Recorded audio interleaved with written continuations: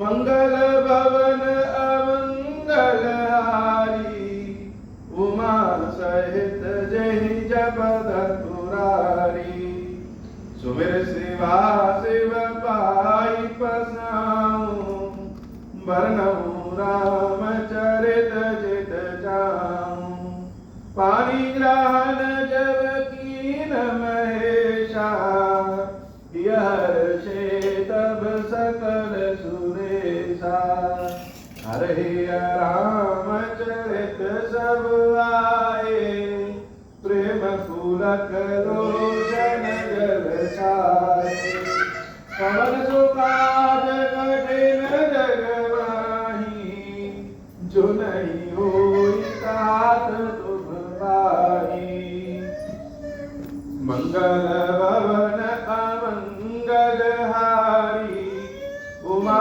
सहित जहि जपत तुरारी जय जय गिरि बलराज किशोरी जय महेश मुख चंद चकोरी जय गज बदन सड़ासन माता जगत जननी दामनी दुति गाता नहीं तव आदि मध्य अवसाना अमित प्रभाव वेद नहीं जाना भव भव विभव पराभव कारिणी विश्व विमोहनी स्वबस विहारिणी मंगल भवन अमंगल हारी उमा सहित जहि जपत पुरारी पति देवता सुतीय महु मातु प्रथम तव रेख महिमा अमित न सकहि कही सहस शारदा शेष मंगल भवन अमंगल हारी उमा सहित जहि जपत पुरारी सेवत तुहि सुलभ फलचारी करदायनी पुरारी प्यारी देवी पूजी पद कमल तुम्हारे सुर नर मुनि सब होहि सुखारे मोर मनोरथ जान मुनि के बसं सदा पुर सबहि के कीन्हु प्रकट न कारण तेहि अस कहि चरण गए भय देहि विनय प्रेम बस भई भवानी खसी माल मूरति मुस्कानी सादर सिय प्रसाद सिर धरऊं बोली गौरी हर्ष ही भरऊं सुन सिय सत्य असीस हमारी पूजहि मन कामना तुम्हारी नारद वचन सदा सुचि साचा सोबरु मिलहि जाहि मनुराचा मंगल भवन अमंगल हारी उमा सहित जहि जपत पुरारी मनु जाहि राजहु मिलि हो सोबरु सहज सुंदर सांवरो करुणा निदान सुजान शील स्नेहु जानत रावरो यही भांति गौरी असीस सुनि सिय सहित हर्षियली तुलसी भवानी पूज पुनि पुनि मुदित मन मंदिर चली जानी गौरी तुलसी हर्ष जाई गई मंजुल मंगल मूलवान अंग फरकन लगे जन्म बाजी बेशुबना ऐ मन से जुराम हित अति सोहाई आपने बय बल रूप गुण गति सकल भुवन विमोहनी जगमगत जीनु जराव ज्योति सुमोति मणिमा नित लगे किंकिनी लगाम लगाम ललित विलोकी सुरगर मुनि ठगे मंगल भवन अमंगल हारी उमा सहित जहि जपत पुरारी प्रभु सहित लीन मनु चरण बाज छवि पावा भूषित उड़गन तड़ित घनु जनु बर बरहि नचावा मंगल भवन अमंगल हारी उमा सहित जहि जपत पुरारी जहि पर बाजी राम औस असवारा तेहि सारदौन बरन पारा शंकर राम रूप अनुरागे नयन पंच दस अति प्रिय लागे मंगल भवन अमंगल हारी उमा सहित जहि जपत पुरारी। सीताराम जी के विवाह के लिए दोनों पक्ष, क्या घराती और क्या बराती, दोनों बड़े उत्साहित हैं। बराती तो इतने उत्साहित हैं कि जो तय समय है पहुंचने का, तय समय के पहले ही पहुंच गए, और घराती इतने उत्साहित हैं कि बाराती को देखे कि वो लोग पहले पहुंच गए तो और आनंद मना रहे हैं। दशरथ जी महाराज बड़े उत्साह में है और जनक जी महाराज के तो पांव जैसे रुकी नहीं रहे। समूची मिथिला इतनी सुंदर सजी है कि लोग मिथिला को जब देख रहे हैं तो अपने दांतों तले उंगली दबा रहे हैं। ब्रह्मा जी महाराज तो कह रहे हैं मिथिला इतनी सुंदर है, हमने तो बनाया नहीं, यह इतनी सुंदर कैसे हो गई। भगवान शंकर कहते हैं हे ब्रह्मा जी, शायद आप राम जी की कृपा, राम जी के चरित्र को भूल गए हैं क्या? और जहां स्वयं आदि शक्ति वास करती हो वह जगह तो अपने आप में सुंदर है। जनक जी महाराज जैसे स्वागत करने के लिए दशरथ जी महाराज के जनवासे में गए और जब वहां जाकर के दशरथ जी के रूप रंग और पूरी स्थिति को, समृद्धि को, भाव को, व्यवहार को देखते हैं तो जनक जी महाराज और आनंदित हो जाते हैं। किसी पुत्री के पिता की जो सबसे बड़ी चिंता होती है वह यह चिंता होती है कि जो पुत्री हमारी विवाह करके जिस घर में जा रही है उस घर की बात व्यवहार कैसा रहेगा और पुत्री के साथ कैसा व्यवहार किया जाएगा। धनी हो गरीब हो यह तो बात की बात है, लेकिन सबसे पहली बात यह है कि जिस घर में हमारी पुत्री जा रही है उस घर के संस्कार कैसे। राम जी ने तो धनुष तोड़ दिया, राम जी को तो सब देख रहे हैं और जनक जी महाराज प्रभु श्री राम से प्रभावित भी हैं, लेकिन जब जनक जी महाराज दशरथ जी को देखते हैं और बारातियों को देखते हैं तो बारातियों को देखने से लग जाता है कि अयोध्या के संस्कार कैसे हैं। दशरथ जी महाराज को देखते हैं तो फूले नहीं समाते हैं, इतने आनंद में आ जाते हैं कि महादेव जी से बार-बार प्रार्थना करते हैं कि हे प्रभु, आपने बहुत चुन करके हमारी पुत्री का विवाह ऐसे घर में करवाया। सारी जनता बाराती घराती को देख करके, घराती बाराती को देख करके इतने आनंद भाव में है।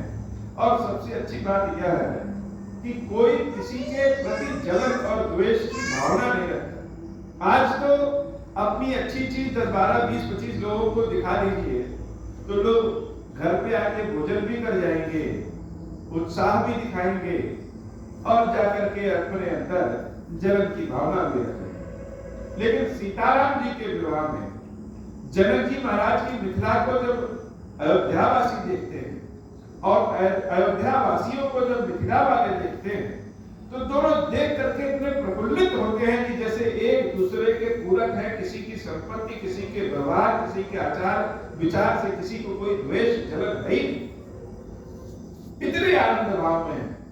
और दशरथ जी महाराज जनक जी को पाकर के आनंद भाव में है कि एक तो पुत्र का विवाह इतनी अच्छी जगह हो रही है और मान सम्मान अलग से मिल रहा है। वह अलग बात है कि पुत्र ने अपना विवाह जैसे स्वयं ही तय कर लिया है और दशरथ जी तो जैसे केवल बाराती बनकर के आए। आज इसी कथा को आज के परिवेश में अगर देखें तो शायद सीताराम का विवाह सशंकित वाला विवाह हो जाता। लोग उंगली उठाने लगते, लोग कहते हैं कि बेटे ने तो पिता से पूछा ही नहीं कि विवाह, सीधे निमंत्रण पत्र भेज दिया कि यहाँ चले आओ। लेकिन त्रेता युग की दशा, त्रेता युग की दिशा आज से कहीं ज्यादा मॉडर्न, सब आनंदित हैं। भगवान श्री राम जब दूल्हा बनकर के जिस घोड़े पे बैठते हैं उस घोड़े की छवि इतनी प्यारी है और रामचंद्र जी दूल्हे के वेश में इतने सुंदर दिख रहे हैं कि भगवान शंकर जब प्रभु को देखते हैं, कभी कभार जैसे बहुत सारे भोजन रखे हो और सब अपने मन पसंद हो तो हम लोग को लगता है कि काश 2-4 पेट होता तो सब खा ले। ऐसे ही राम जी के राम रूप जिसको कहते हैं, आज भी तब से विवाह में आज तक प्रसिद्ध है। बहुत सारे लोगों का नाम आज भगवान श्री राम के रूप के आधार पर राम रूप रख दिया जाता है। राम रूप ऐसा था कि भगवान शंकर जब अपने 5 आंखों से देखते हैं, और सबसे बड़ी बात यह है कि 5 क्या 15, शिव जी के 5 सिर हैं और एक सिर में 3 आंखें हैं, तो कुल मिला के उनकी 15 आंखें होगी। तो आज शंकर जी अपनी 15 आंखों से जब राम रूप की छवि देख रहे हैं तो बड़े आनंद के भाव में है कि अरे हम तो आज बड़े धन्य हैं कि हमारे पास 15 आंखें हैं और इन 15 आंखों से प्रभु श्री राम के रूप को देख रहे हैं। इतनी साज सज्जा दोनों ओर हुई है। आज श्री राम जी की सीताराम जी के विवाह की कथा के उपलक्ष्य में ही जैसे इस मंदिर में भी इतनी साज सज्जा श्रृंगार जैसे सत्य में लग रहा है कि सीताराम जी का विवाह हो रहा है। राम कथा का आनंद तब है जब उस बाराती और घराती में हम स्वयं शामिल हो जाए, ऐसा लगे कि जैसे हम स्वयं घराती में या बाराती में हैं और सीताराम जी को अपनी आंखों से अपने नयन से देख रहे हैं। भगवान शंकर आनंद के भाव में जैसे मस्ती में नाच रहे हो। जय बर बाजी राम असवारा ते शारदौ न बरने पारा शंकर राम रूप अनुरागे नयन पंच दस अति प्रिय लागे। आज तो शिव जी को अपनी ही 15 आंखें बड़ी सुंदर लग रही है कि हमारे पास 15 आंखें हैं और इन 15 आंखों से भगवान के रूप को देख रहे हो। जैसे बाबा की सेवा में सब परिवार को उपस्थित हो जाइए, बाबा की सेवा में अपने संपूर्ण भाव से उपस्थित हो जाइए, तो ऐसा लगता है कि जैसे जो है सबसे बाबा की सेवा कर रहे हैं। हम तो बड़े धन्य हैं। ऐसे ही शिव जी अपने आप को धन्य समझ रहे हैं। हर हित सहित राम जब सोए, हर हित सहित राम जब जोहे रमा समेत रमापति मोहे निरखी राम छवि विधि हर शाने आठई नयन जानी पछिताने। विष्णु भगवान और लक्ष्मी जी भी राम जी को देख रहे हैं।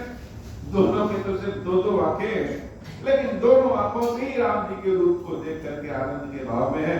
ब्रह्मा जी थोड़े से और आनंद में है, क्योंकि ब्रह्मा जी के तो 4 सर, एक सर में 2 आंखें, तो उनके पास 8 आंखें हैं। इस समय जिसके पास जितनी आंखें हैं वो उतना अपने आप को धन्य समझ रहा है। विद जो ब्रह्मा जी है वो अपनी 8 आंखों से प्रभु श्री राम के राम रूप को देख रहे हैं। निरखी राम छवि विधि हर्षाने, जो राम जी की छवि को देख रहे हैं और हर्षित हो जा रहे हैं। आठई नयन जान पछताने।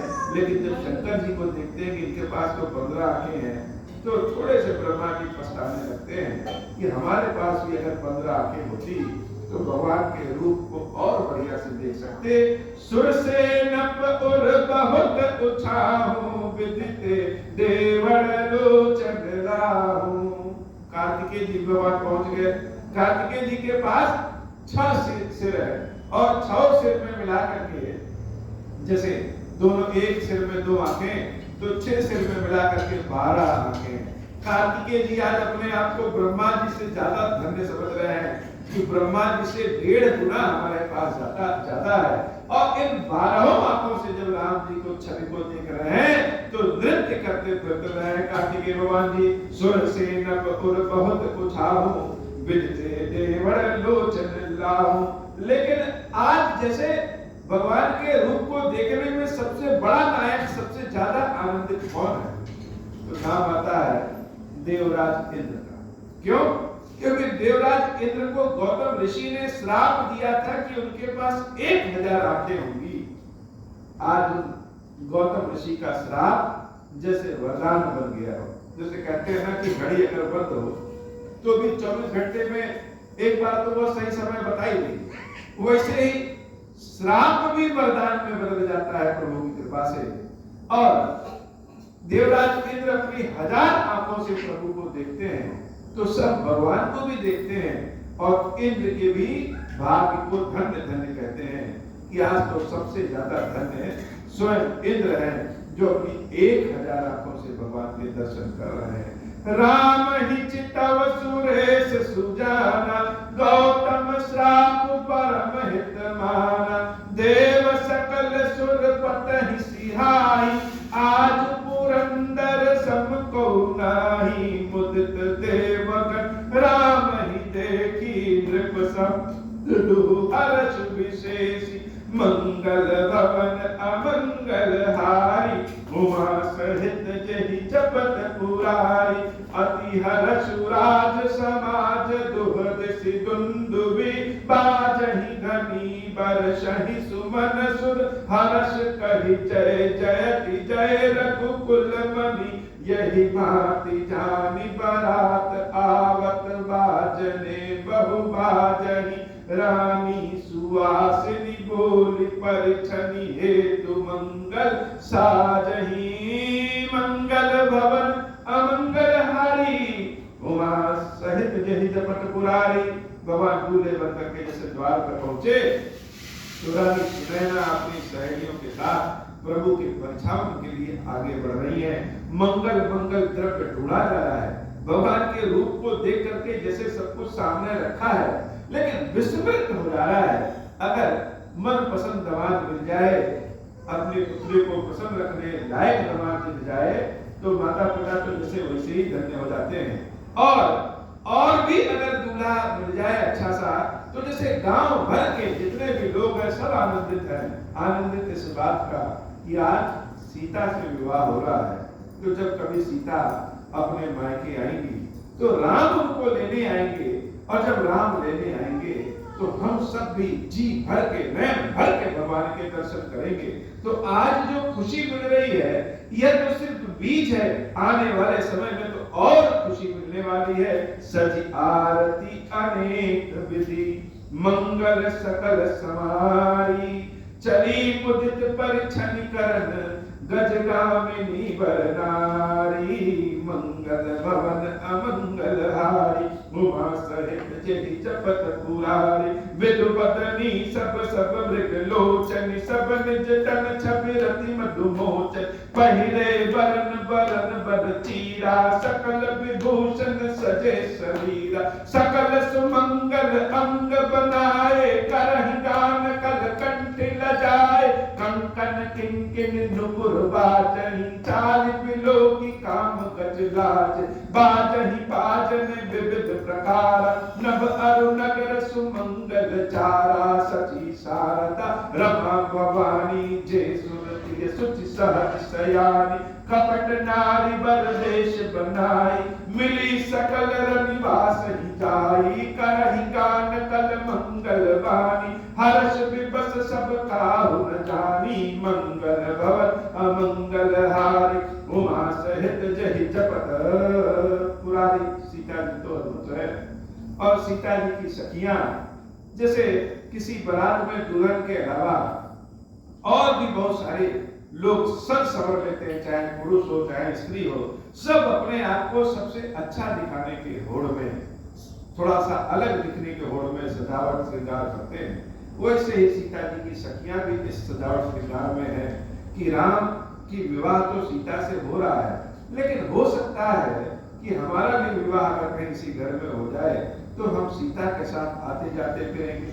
और तो और जैसे जनक जी महाराज दहेज में बहुत कुछ दे रहे हैं, हो सकता है हम ही को दहेज में दे दें, कम से कम सीताराम की जोड़ी तो दिखते रहे। इधर देवी लक्ष्मी, देवी पार्वती, देवी शारदा और देवी शची, यह सब बराती के भेष में, घराती के भेष में, अर्थात जिस भेष में है लक्ष्मी शारदा पार्वती, यह अपने भेष को छोड़ करके सामान्य मनुष्य की स्त्रियों के भेष में आ जाती हैं।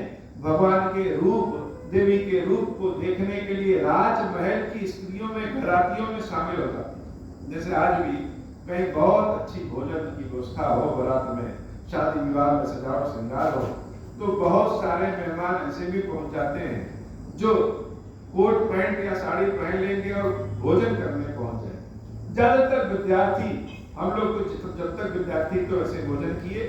भगवान सीताराम जी के विवाह से ही यह परंपरा चली आई है, यह कोई परंपरा नहीं है। उस समय स्वयं देवी पार्वती, देवी लक्ष्मी और शारदा और देवी शची अपने रूप को बदल करके उस रंग महल में घरातियों की स्त्रियों में शामिल हो जाती हैं और देवी सीता के जैसे बगल में खड़ी हो जाती हैं।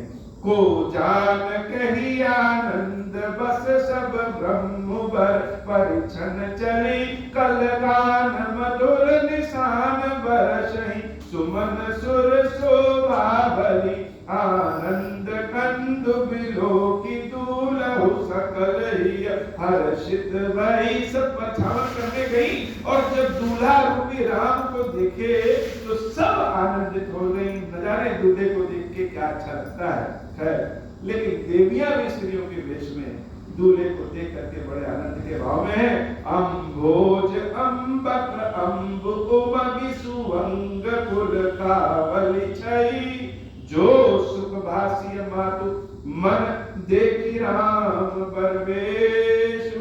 याद करिए कि जब शंकर जी अपने विवाह में गए थे तो शंकर जी के परछावन करने के लिए जब उनकी सासू माता जी आती हैं तो उनके रूप को देख करके उनका क्या भाव था। आज राम जी के रूप को जब देवी सुनैना सीता जी की माता जी देखती हैं तो अपने भाग्य को बार बार धन्य कर रही हैं कि हमारा भाग्य बड़ा अच्छा है। सो न सकई कहीं कलप असत सहस शारदा शेषु। देवी सुनैना के आनंद के भाव को देवी शारदा भी नहीं कह सकती, इतने आनंद के भाव में। ठीक उसी तरह से जैसे भगवान शंकर चंद्रशेखर स्वरूप में जब आते हैं और देवी सुनैना जब उनको देखती है तो आनंद के भाव में आ जाती है। आज की कथा बाबा इतनी एकादशी के पावन अवसर पर, देवउठनी एकादशी के पावन अवसर पर भगवान नारायण आज जागृत अवस्था में है और उनके जागरण के उपलक्ष्य में इतनी खुशियां आंतरिक और बाह्य दोनों लग रही है कि हे लक्ष्मी नारायण कृपा करिए। जिस प्रकार से आपने मधु कैटभ के मार करके ब्रह्मा जी की रक्षा की थी वैसे ही इस कलयुग में ऋण दरिद्रता रोग दुख द्वेष आदि अनेक मधु कैटभ राक्षस हैं। हे नारायण जागृत होइए और हमारी रक्षा करिए, हमारी रक्षा करिए, हमारी रक्षा करिए। हमारी रक्षा नहीं करेंगे तो लोग यही कहेंगे कि नारायण का भक्त, क्षीरेश्वर का भक्त इस परिस्थिति में उलझ के रह गया। हे महादेव सब आपके भक्त हैं जो आपकी शरण में आए, उन सब की रक्षा करिए, उन सब की रक्षा करिए, उन सब की रक्षा करिए। बोले श्री क्षीरेश्वर महादेव जी क्षीरेश्वरी मैया जी की सदाई जय हो। अब हूँ प्रसन्न प्रभु मोह पर नाथ दीन परने हूँ। निज पद भगति देहु प्रभु पुनि दूसर बर देहु। तब माया वश जीव जड़ संतत फिरहि भुलाना।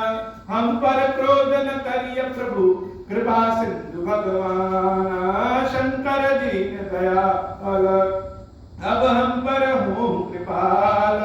साप अनुग्रह होई जहि विधि नाथ तो रही काला। दीन दयाल विरुद्ध संभारी हरहु नाथ मम संकट भारी। जय विधि होई नाथ हित मोरा करहु सुबेगी जानि दास मैं तोरा। राम राज बैठे त्रैलोका हर्षित भय गए सब शोका। जय सकाम नर सुनहि जगावे सुख संपत्ति नाना विधि पावहि। जो इच्छा करि हो मन माहि हरि प्रसाद कछु दुर्लभ नाही। मंगल भवन अमंगल हारी उमा सहित जहि जपत पुरारी। बोले श्री क्षीरेश्वर महादेव जी क्षीरेश्वरी मैया जी की सदा ही जय हो।